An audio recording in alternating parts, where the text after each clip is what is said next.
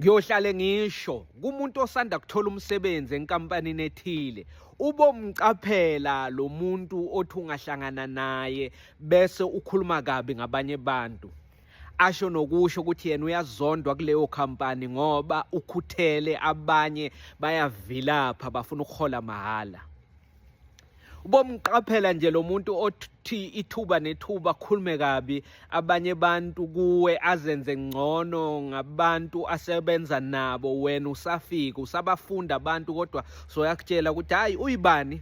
Ungavele uyisondeze naye ngoba ungagcine uqoshiwe la msebenzini ngoba akazimiseli ngomsebenzi wakhe futhi uphendula abantu kabi. Kodwa wena uyibuze ukuthi hawu ngoba labantu abakhuluma kabi kimi athi bayabheda baphendulana kabi, mina abayenzi leyo nto kimi.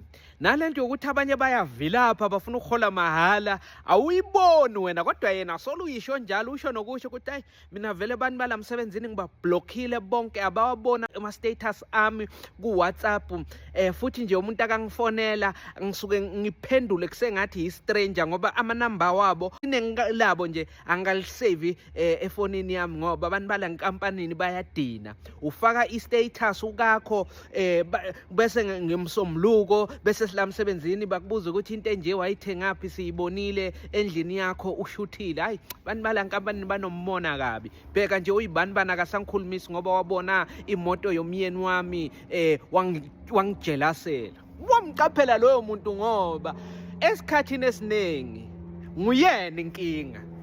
Esikhathini esiningi nguye inkinga, nguye umuntu ongena phakathi kwabantu ayiqova inkampani, ahlukanise abantu phakathi, kube namahlangothi amabili ngenxa yakhe. Bese kufikwe umsebenzi omusha so ya recruiter ufuna abantu basayide naye babe sesayidini lakhe.